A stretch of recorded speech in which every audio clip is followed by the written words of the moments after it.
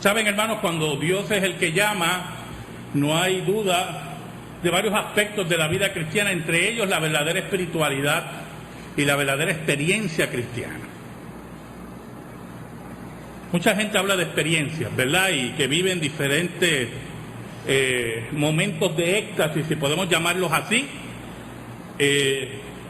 y consideran que esos momentos de arrebato espiritual, pues, tienen un significado patente en su vida. Muchas veces no se traduce en una vida cristiana a la luz de las Escrituras, sino una vivencia emocional que lo lleva de emoción a emoción. Yo me acuerdo que en una ocasión yo estaba con mi esposa vendiendo unos libros y creo que yo le he dicho esto, pero si no se lo he dicho, pues lo oyen por primera vez, y si lo dije, pues esa paciencia de ustedes, lo vuelven a oír. Y se acercó una joven a la mesa y pedía un libro que la llenara. Yo quiero leer un libro que me llene, ya hace tiempo que no leo un libro que me llene. Y yo le dije, ¿lo tienes en la mano? ¿En serio? ¿La Biblia? Eso es lo que hace falta. Hay que buscar más libros, porque es que ella lo que buscaba era un éxtasis que la llevara por lo menos 2 semanas más en su vida cristiana. Pero cuando Dios es el que llama, la cosa es diferente. Y yo quiero que me acompañen a 1 Corintios, capítulo 1, versículos del 4 al 9. El verdadero llamado de Dios, podemos poner de título a nuestro pequeño sermón. 1 Corintios 1, versículos del 4 al 9.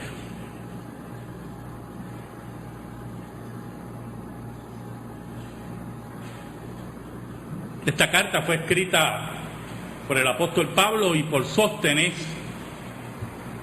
Posiblemente Sóstenes era su secretario, como dice el primer versículo, ¿verdad? Pablo, llamado a ser apóstol de Jesucristo por la voluntad de Dios, y el hermano Sóstenes. Y es interesante, una carta tremenda que ya la hemos estudiado.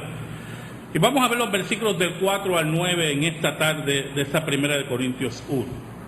Dice así la palabra de Dios: gracias doy a mi Dios siempre por vosotros, por la gracia de Dios que os fue dada en Cristo Jesús, porque en todas las cosas fuisteis enriquecidos en Él, en toda palabra y en toda ciencia, así como el testimonio acerca de Cristo ha sido confirmado en vosotros, de tal manera que nada os falta en ningún don, esperando la manifestación de nuestro Señor Jesucristo, el cual también os confirmará hasta el fin, para que seáis irreprensibles en el día de nuestro Señor Jesucristo.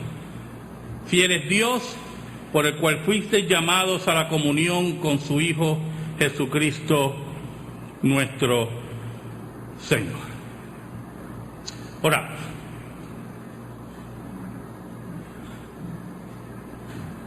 Buen Dios, gracias te damos en esta tarde por todas tus bendiciones. En esta hora te agradezco profundamente que permitas que a este pecador proclame tu evangelio. Escóndenos bajo la sombra de la cruz y que tú seas adorado y glorificado. Llega al corazón de tu pueblo.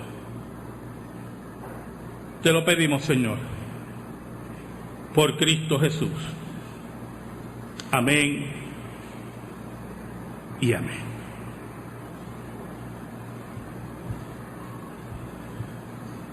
Cuando hablamos del verdadero llamado de Dios, hablamos de la verdadera experiencia cristiana. Cuando hablamos de experiencia, hablamos de una vivencia que en cierta medida marcó nuestra vida, cambió nuestra vida. Y la experiencia cristiana tiene su origen en el llamamiento verdadero de Dios. Por eso el apóstol Pablo nos dice en Romanos 8:30, no me elegisteis vosotros a mí, sino que yo os elegí a vosotros, dijo Cristo. Y en Romanos 8:30, a los que llamó, a estos también justificó. Por lo tanto, ese llamado de Dios es un llamado irresistible y es un llamado que crea la verdadera experiencia cristiana. Fuera de esa experiencia del llamado de Dios, toda otra experiencia espiritual ocurre por medio de los medios de gracia, valga la redundancia.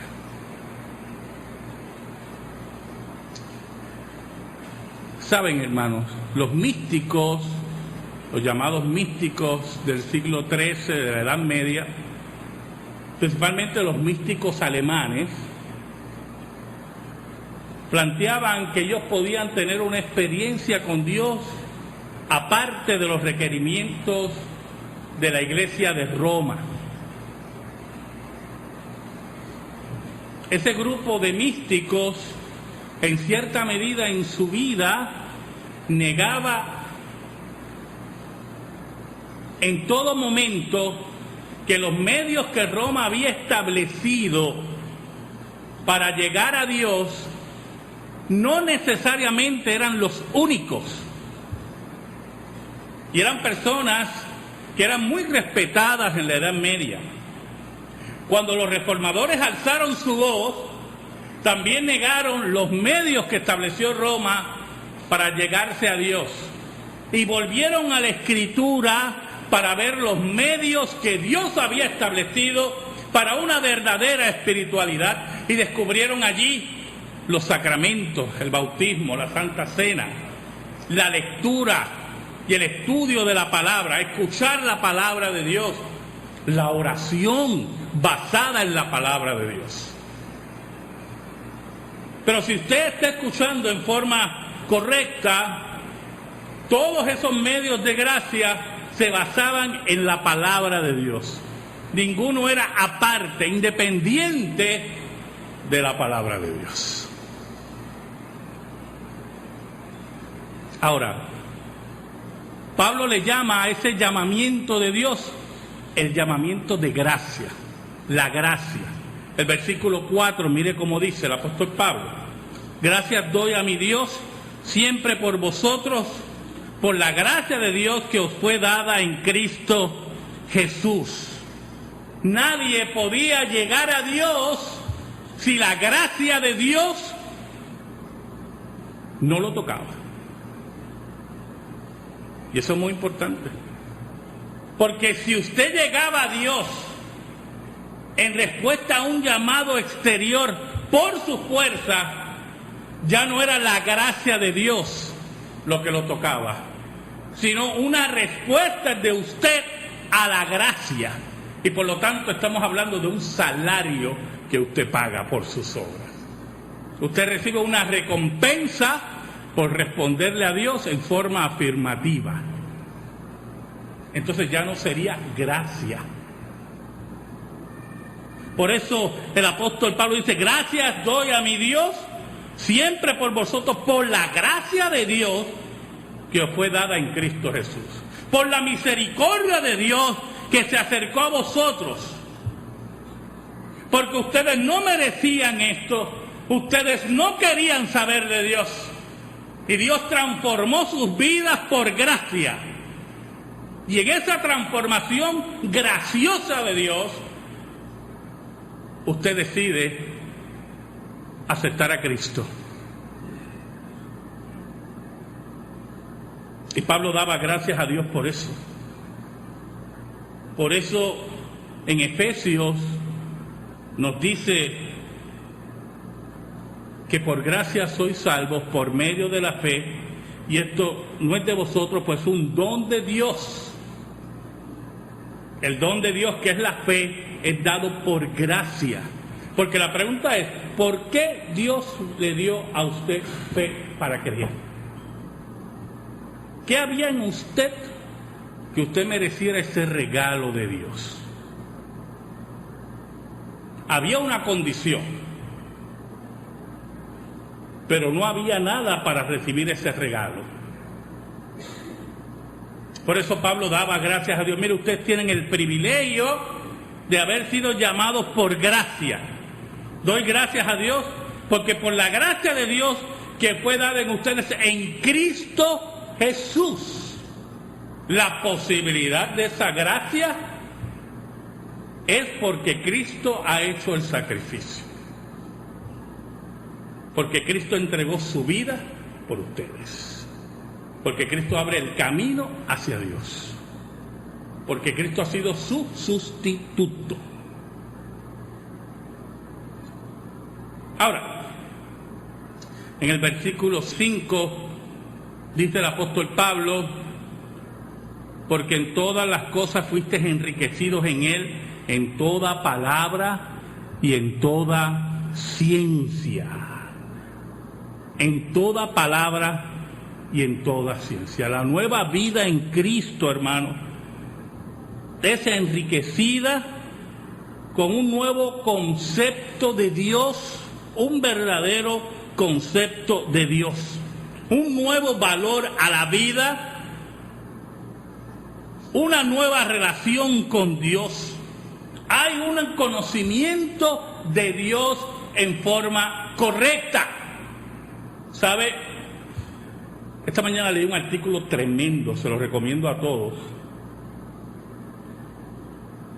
que se llama El Islam y los dos Estados Unidos. Yo quiero que todos lean ese artículo.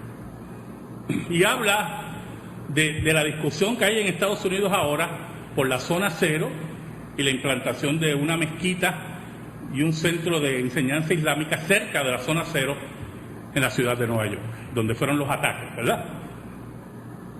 Y como el presidente Barack Obama pues defiende la libertad religiosa. Y el autor, en forma tremenda, dice que hay dos tipos de Estados Unidos. Está el Estados Unidos constitucional, que respeta los derechos civiles, que gracias a ese respeto de los derechos civiles y la democracia hay esa diversidad en los Estados Unidos, esas libertades. Y está el Estados Unidos cultural, que está orgulloso de su pasado protestante, de sus valores que han formado a la nación norteamericana. Y esos dos Estados Unidos chocan continuamente, hermanos. Y para ellos, ese tipo de libertad religiosa no enriquece a la nación norteamericana, porque creen que es una afrenta, el Estados Unidos cultural, frente al ataque que ocurrieron en las Torres Gemelas. Mientras el Estados Unidos constitucional, aquel que cree en las libertades, que cree en la Constitución, defiende la libertad de religión, no importando si la mezquita está a 2 millas o 1 milla de la zona cero.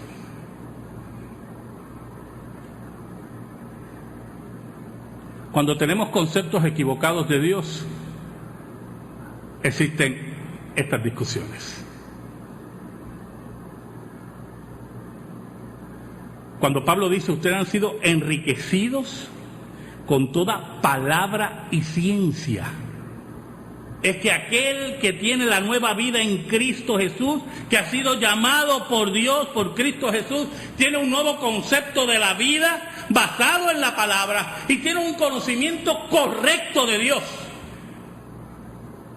Y ese conocimiento correcto de Dios no tiene que recurrir a diferentes religiones, mezquita, islam, budismo, sino recurre a la fuente verdadera, que es la Escritura.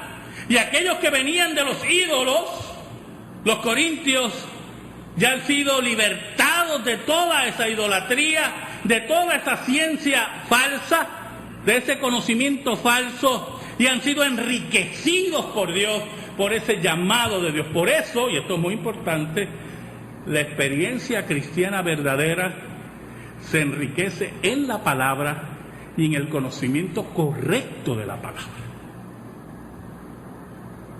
Usted no me puede hablar de experiencia cristiana ajena a la El enriquecimiento del creyente está en toda palabra, dice Pablo, y en toda ciencia, conocimiento de Dios.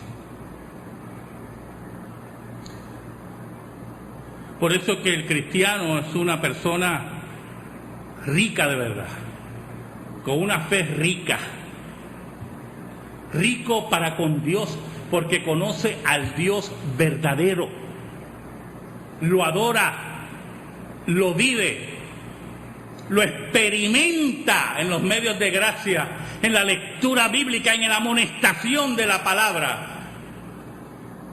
Por eso está enriquecido, dice el apóstol Pablo. Otros recurren a otros tipos de enriquecimiento en su vida espiritual. Necesitan experiencias extrabíblicas para estar posiblemente enchuflados, como ellos dicen, o enchufados con Dios, y cuando ya se le acaba la carga, así como se le está acabando la carga, necesitan un libro que lo llene.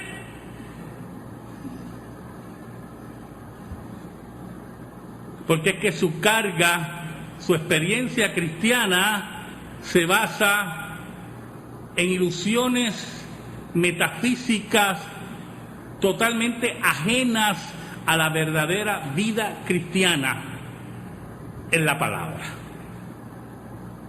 Ahora, mire cómo dice el apóstol Pablo en el versículo 6.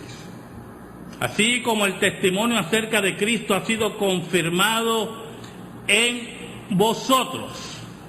El testimonio acerca de Cristo ha sido confirmado en vosotros, dice el versículo 7, de tal manera que nada os falta en ningún don, esperando la manifestación de nuestro Señor Jesucristo.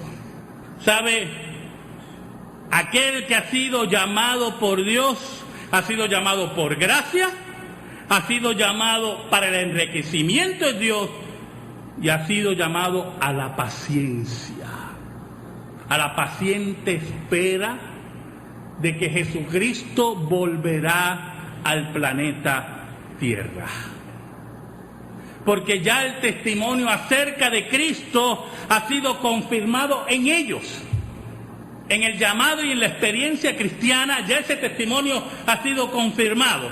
Y por lo tanto tienen ese don de salvación, los diferentes dones de Dios de vida cristiana, y esperan la manifestación de Jesucristo. ¿Saben, hermanos? La esperanza es una de las grandes características del verdadero creyente. ¿Yo? Aquel que espera en Dios, aquel que espera que Dios tome venganza por él, aquel que espera que Dios resuelva y consuma su reino en este planeta. El cristiano espera, tiene esa esperanza, vive en esa esperanza. Por eso, ese llamamiento de Dios, que es por gracia, que nos enriquece, ese llamamiento de Dios, que nos crea esa paciencia en Dios, nos lleva, nos guía a tener una vida agradable al Señor. Una vida intachable delante del Señor. El versículo 8, el apóstol Pablo dice: Él, el cual también os confirmará hasta el fin, para que seáis irreprensibles en el día de nuestro Señor Jesucristo. Aquí hay un elemento del uso práctico del llamamiento de Dios. Nosotros somos creyentes, llamados por gracia, enriquecidos en Dios, con la esperanza y la paciencia que solamente Dios puede dar, y por lo tanto caminamos en el camino de Dios, buscando ser irreprensibles, dignos de ciudadanos del reino, que hemos tenido la verdadera experiencia cristiana. Por eso le hablaba el jueves a ustedes de la manía del puertorriqueño, principalmente el puertorriqueño, que ven a alguien quedado en su casa, que no va a la iglesia, pero que anteriormente, ¿verdad?, asistía a la congregación y ha estado por mucho tiempo a ninguna iglesia, y esa manía del puertorriqueño es decir, no te creas, él está allí, pero él tiene temor de Dios. El que tiene temor de Dios, el que tiene el verdadero temor de Dios, no está en su casa. ¿Como yo? No está en su casa. Porque es aquel que es llamado a una vida irreprochable.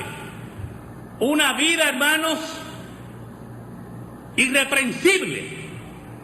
Es la experiencia cristiana verdadera que lo mueve hacia el reino de Dios y a trabajar en el reino de Dios y no a estar buscando excusas para no estar insertado en el reino de Dios. ¿Sabe? Hay personas que viven continuamente en el pecado de la falta de fe. Todos hemos cometido ese pecado, la falta de fe. No le creemos a Dios. Lo vivimos continuamente. No asistimos regularmente a la iglesia porque no puedo perder días de trabajo, porque me afecta económicamente, falta de fe. No damos lo correspondiente económicamente por falta de fe. No esperamos en Dios y nos aceleramos y tomamos decisiones apresuradas por falta de fe. No le creemos a Dios. Y en nuestra vida se refleja todo el tiempo esa falta de fe. Y en una ocasión estaba leyendo un libro. Era el testimonio de un hombre que había salido del culto de Jim Jones antes que pasara la tragedia en Guyana. Y él hablaba el día que escapó de la secta en California. Y usted dirá, escapó, es una historia larga, pero escapó de la secta ese día. Y estaba en el autobús saliendo del estado y había un hombre al lado de él que notaba que él tenía una Biblia y le preguntó. Yo no, yo asistí a una iglesia, pero no quería dar detalles, pero dice, yo estaba paranoico. Yo creía que había agentes de Jim Jones por todos lados, paranoico. Pero vio que el hombre no era, o descifró que no era un agente de la secta, y en la conversación el hombre le dice, ¿sabes? Yo he estado toda mi vida buscando a Cristo, pero no el Cristo que me predican, sino un Cristo de carne y hueso. ¿Está oyendo, hermano? Un Cristo que yo pueda palpar. ¿Sabe, hermanos? Eso viene de la falta de fe. Son personas que tienen que ver y oír para creer. Bienaventurados los que no vieron y creyeron, dijo Jesucristo. Bueno, en fin,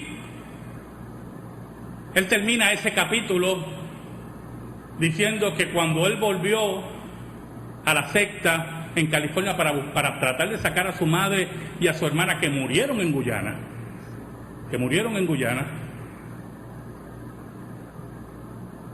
el acomodador que lo recibió en la iglesia fue ese hombre. Ese hombre había convertido a Jim Jones en su Cristo de carne y hueso. Y así somos, hermanos. Tenemos que ver y oír para tener una vida irreprochable. Cuando la Biblia nos invita, cuando el llamamiento verdadero de Dios en nuestra vida tiene que estar marcado por esa vida que los incrédulos tengan que señalar como una vida de testimonio. Nuestras vidas deben afectar a la sociedad deben afectar a nuestra familia, deben afectar a nuestros vecinos. Una vida irreprochable, una vida la cual todo el tiempo se purifica. Como dice Primera de Juan, capítulo 3, versículo 3, todo aquel que tiene esta esperanza puesta en él, dice el apóstol Juan, esta esperanza puesta en él, se purifica a sí mismo. Se purifica a sí mismo. Por eso, el versículo 9, para terminar en esta tarde, el apóstol Pablo nos dice: fiel es Dios, por el cual fuisteis llamados a la comunión con su Hijo Jesucristo nuestro Señor.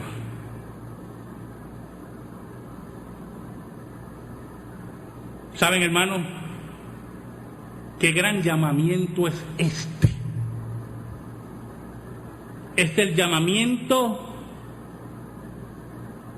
que nos establece una comunión con la segunda persona de la Trinidad. Es el llamamiento que nos une a ese nuevo edificio que es la iglesia. Es el llamamiento en el cual crea comunión entre los hermanos y colaboran para edificar el reino de Dios. Es un llamamiento supremo que ninguna religión puede hacer, que ningún político puede hacer, que solamente Dios puede hacer a los suyos. Es el llamamiento capital de la vida de cada ser humano. Porque nuestra comunión es con aquel en el cual habita corporalmente, dice el apóstol Pablo, toda la plenitud de la deidad. Ahora,